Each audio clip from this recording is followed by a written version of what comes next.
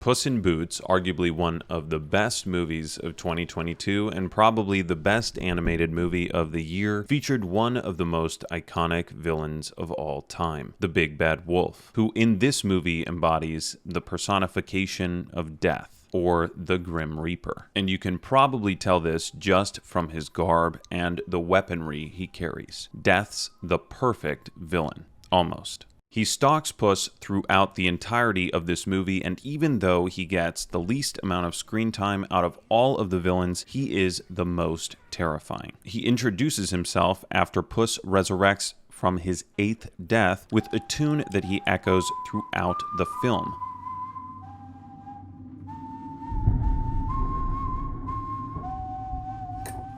Puss's first encounter with death and the others that follow give us an idea of how truly terrified he is to die. His hair stands on end, his life flashes before his eyes, and he loses the will to fight, realizing he's not as invincible as he always claimed to be. Within just the first interaction with the ultimate villain, our hero learns a lesson that everyone will. Death is inevitable.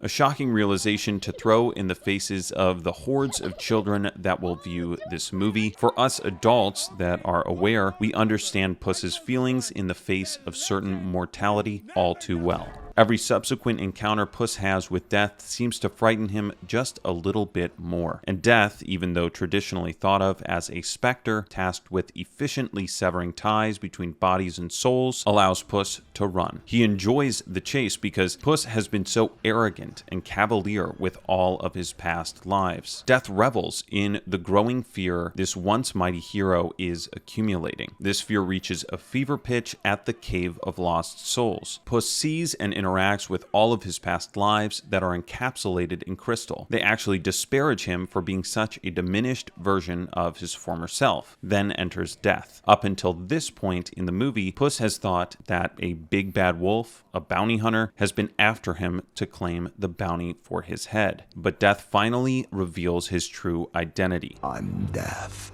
straight up. Shattering Puss's past lives and propelling him forward to the Wishing Star. At their final meeting on the Wishing Star, Puss is faced with a decision to either take the coward's way out and wish himself new lives or face death. Of course, he faces death and fights for the life he still has, with his reason for self-preservation being different than it was before. He has friends now that he cares about and has thrown off the mantle of the self-absorbed hotshot hero. And because of that, because he's fighting for something other than just himself, as cliche as it may sound, because it is, he belays death. Death cracks and gives him a pass because killing him now wouldn't be entertaining enough. Puss is seemingly willing to die for his life, whereas before, he was just trying to play it safe. Run, hide, acquire more lives. Death, for a hot second, becomes an emotional toddler, infuriated that he played with his food for too long and thus lost the opportunity to score a sincerely satisfying kill. Death never calculated for this. Maybe it seemed impossible that Puss would change, but what if he didn't change and he just wished for 9 more lives? Was Death really serious about getting him, or was he more interested in being entertained? From the first moment we encounter Death, he seems incredibly calculated, cunning, and cool, like he's in control of the situation the whole time.